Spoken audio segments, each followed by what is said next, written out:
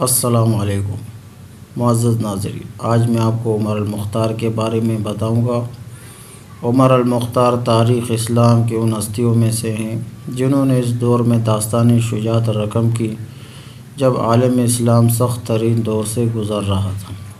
Libya کے اس مجاہد کے بارے میں ڈاکٹر یوسف القرضاوی لکھتے ہیں، ہم نے دیکھا لیبیائی مسلمان عمر المختار کو جنہوں نے اطالوی استعماریت کے خلاف آنی کم تر ساز و سامان کے ساتھ جہاد کیا، جبکہ دشمن جدید ترین اسلحے سے لیس تھا اور انہوں نے دشمن کو شدید نقصان پہنچایا۔ عمر المختار کی ولادت 20 اگست 1858 میں خلافت عثمانیہ کے زیر انتظام علاقے ولایت طرابلس غرب میں ہوئی۔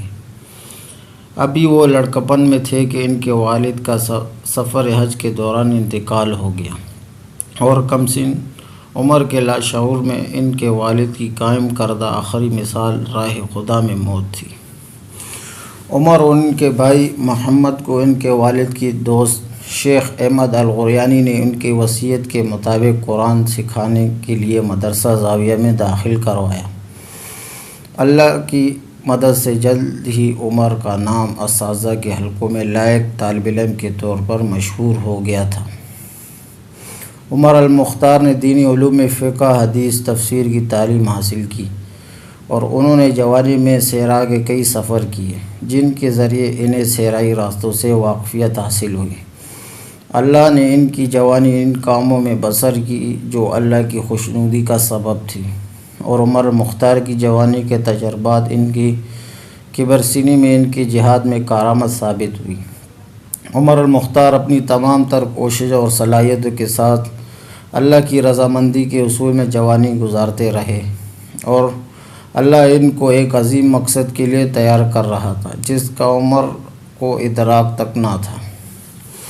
عمر المختار کے بچپن سے لے کر جوانی کے وقت کے بارے میں الوجیز فی التاریخ السنہ کے مصنف ڈاکٹر توفیق الواعی لکھتے ہیں، بے شک عمر المختار نے ایسے ماحول میں پرورش پائی جس نے انہیں دین میں سوچ و بچار اور اس کی طرف دعوت دینا سکھایا، اور ان کی نظر میں جہاد کی فضیلت بہت بڑی ہو گئی، اور اس بات کی سب سے بڑی دلیل یہ ہے کہ انہوں نے اپنی پوری عمر اسلام کی دشمنوں سے لڑنے میں اور ان کے طاقتور سرگرداں کو بچھاڑنے میں گزاری۔ عمر المختار نے دینی علوم، جدید علماء کرام سے، دنیاوی علوم، سفر کے تجربات سے اور جنگی تربیت اس ماحول سے لی جو کہ سنوسی تحریک کا خاصہ تھا۔ یہ جاننے کے لیے کہ وہ کیا حالات تھے، مدرسے کے ایک استاذ نے میدان جنگ کا رخ کیا۔ ہم اس دور کے لیبیا کے حالات مختصراً پیش کرتے ہیں۔ اپریل 1911 میں خلیفہ عبدالحمید دوم کو باغی مصطفیٰ کمال اور اس کے ساتھیوں نے معزول کر دیا اور ان کے بھائی راشد افندی کو سلطان محمود پنجم کے لقب کے ساتھ کٹ پتلی حکمران بنا دیا۔ خلیفہ کی برطرفی استعماری کفار کے لیے ناگزیر تھی، کیونکہ اسلام نے خلیفہ کے کندھوں پر یہ ذمہ داری ڈالی ہے کہ وہ امت کا دفاع کرے اور جہاد کی منادی کرے۔ رسول اللہ صلی اللہ علیہ وسلم نے فرمایا، صرف امام ہی وہ ڈال ہے جس کے پیچھے ہو کر تم لڑتے ہو اور خود کی حفاظت کرتے ہو۔ مسلمانوں کی اپنی مضبوط ڈال سے محروم ہو جانے کے بعد اکتوبر 1911 میں اٹلی نے ولایت طرابلس غرب پر حملہ کر دیا اور ترک سپاہیوں اور سنوسی مجاہدین کو شکست دے کر مارچ 1912 میں دارالحکومت طرابلس پر قبضہ کر لیا۔ کمزور خلافت عثمانیہ جس پر ترک قوم پرستوں کا غلبہ تھا، صرف 5 مہینے بعد اکتوبر 1912 میں اطالوی حکومت سے بدنام زمانہ لوزان معاہدہ کر کے مسلم سرزمین طرابلس پر اٹلی کا حق تسلیم کر لیا۔ یہ حالات تھے جن میں عمر المختار کی اس 20 سالہ طویل جدوجہد کا آغاز ہوا، جس میں لگ بھگ 70,000 مسلمانوں نے جان کے نذرانے پیش کیے، جن میں عام شہری بھی شامل تھے، اور کم و بیش 5,000 اطالوی فوجی جہنم حاصل کیے گئے۔ اطالوی حملے کے وقت عمر المختار نخلستان جلو میں موجود تھے۔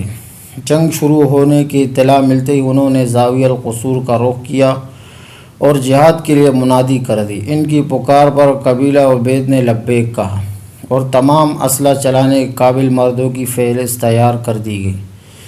عید الاضحیٰ کے بابرکت تہوار سے صرف 3 روز قبل عمر المختار اپنے 1000 ساتھیوں کے جلو میں جہاد کے لیے روانہ ہوئے اور قربانی کا فریضہ دوران سفر سر انجام دیا۔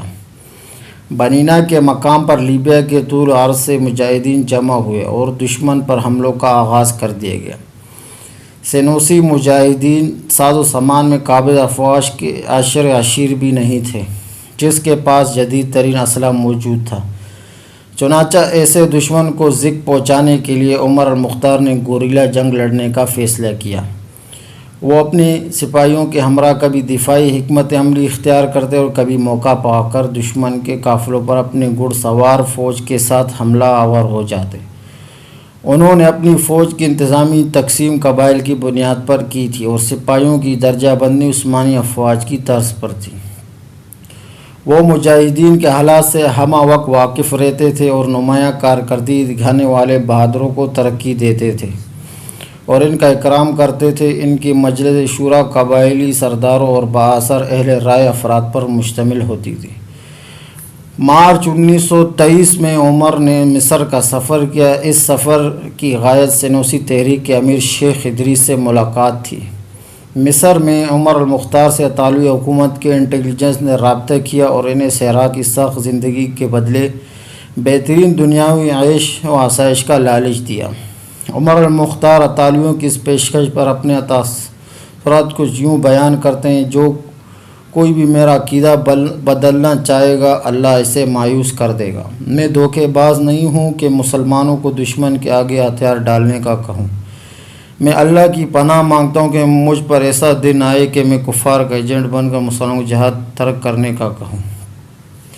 20 سال کی مسلسل جہاد کے بعد بالآخر ستمبر 1931 کا وقت آن پہنچا جس میں عمر المختار کی خوش قسمتی سے اللہ نے ان کے لیے شہادت اور اطالوی کفار کی بدبختی کی ان کے لیے ظلم کرنا لکھ رکھا تھا۔